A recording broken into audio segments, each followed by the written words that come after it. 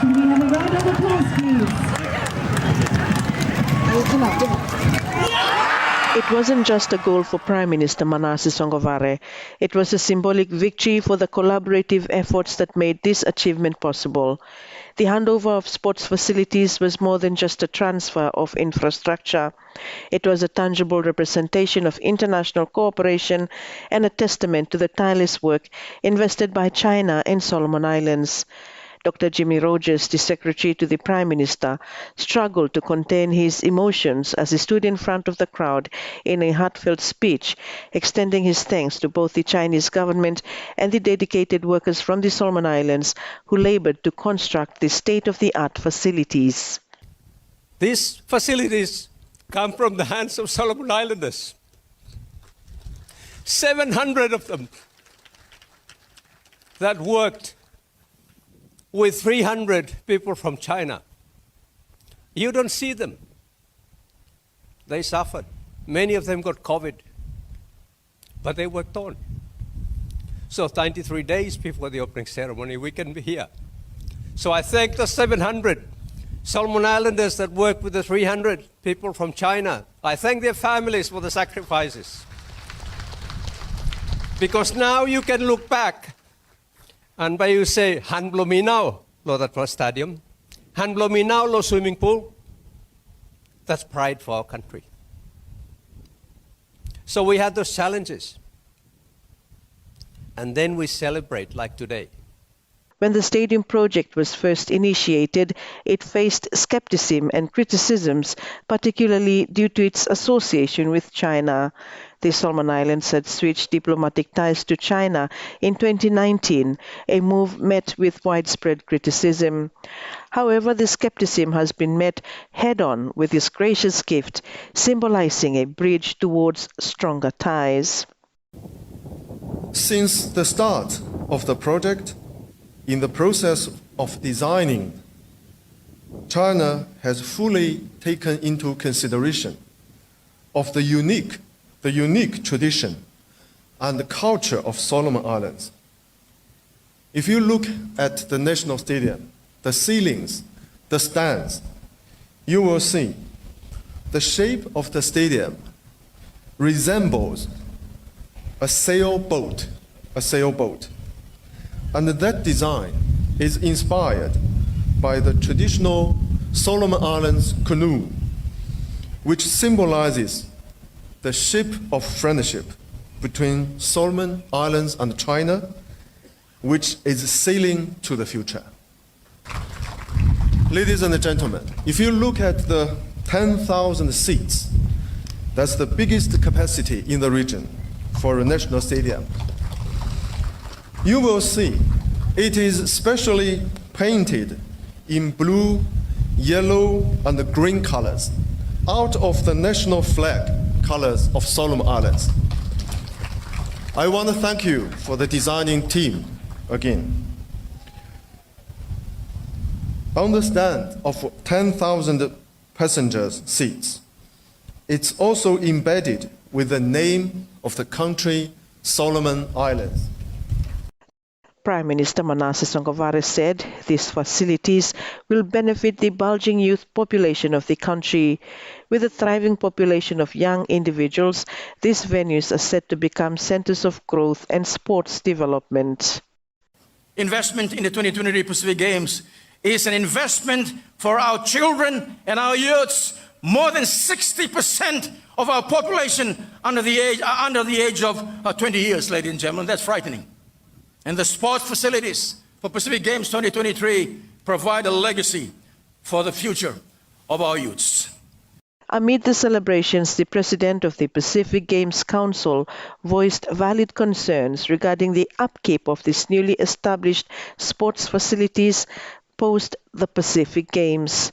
Ensuring the sustainability and legacy of these venues beyond the event itself is a critical challenge that the government will face. Mr. Prime Minister, please ensure that there is a long-term commitment from the government to ensure that these valuable facilities are well maintained and operated with adequate financial and human resources to deliver on their responsibilities for the benefit of the people of the Solomon Islands.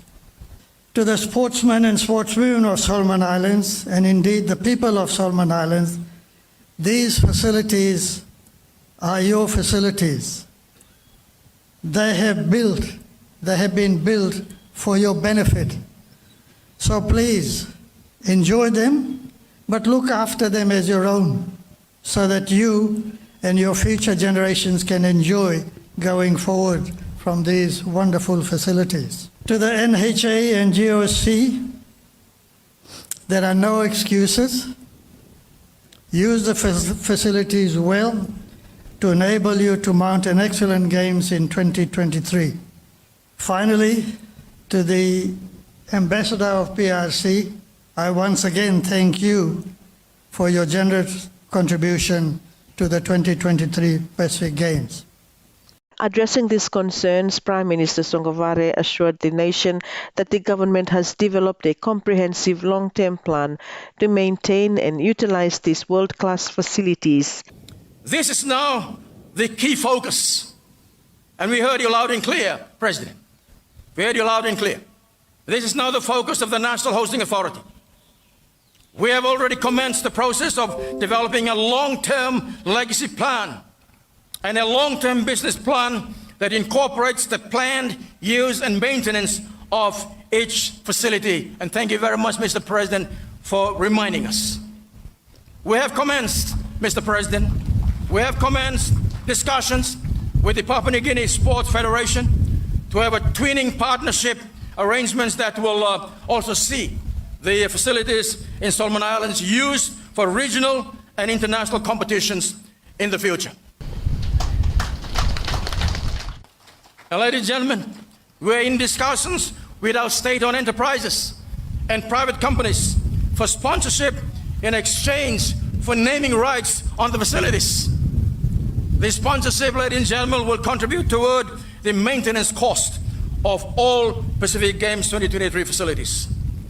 The National Hosting Authority and the National Sports Council have jointly established a facilities operations management unit and will shortly recruit maintenance staff for each of the facilities to commence their maintenance work.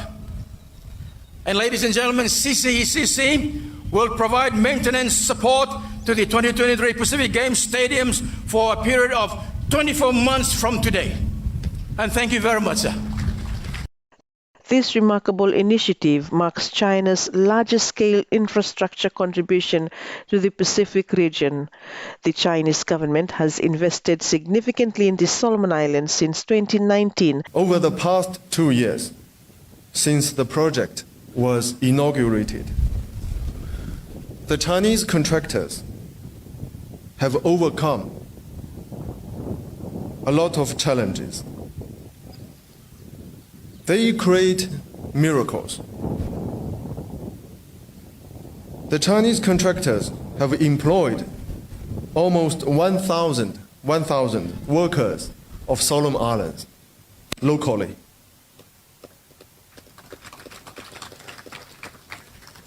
Supported families behind the employed workers.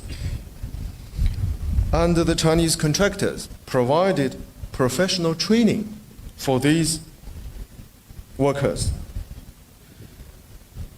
They also purchased materials,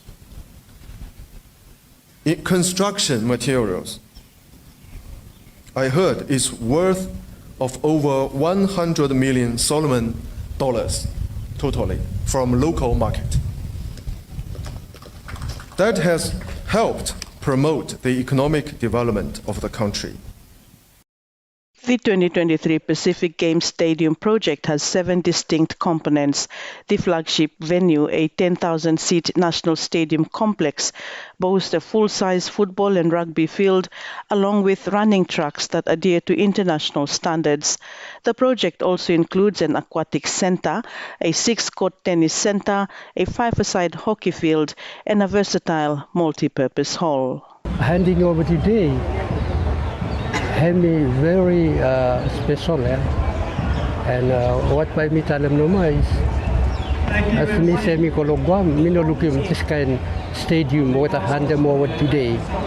It's very outstanding. Me say heavy bar about all one now. So me look at me bar about good. You should for Solomon Island. You should be proud of this whole stadium where you make your emotion. Me as a sportsman too, so I'm not really interested in this one. Then me happy lo this one because okay, the leaders below me lo countries where okay doing for me for as a sports people and sport. So me happy too much waiting this for the government where okay what way okay if the leaders doing inside the country and for benefiting you me as a young people, youth and women, men inside this nation. Yeah, so far from beginning law project like Misa going inside social media, we look at a lot of criticism, and now from that time casting today, to me really impressed for looking what actually happened right now.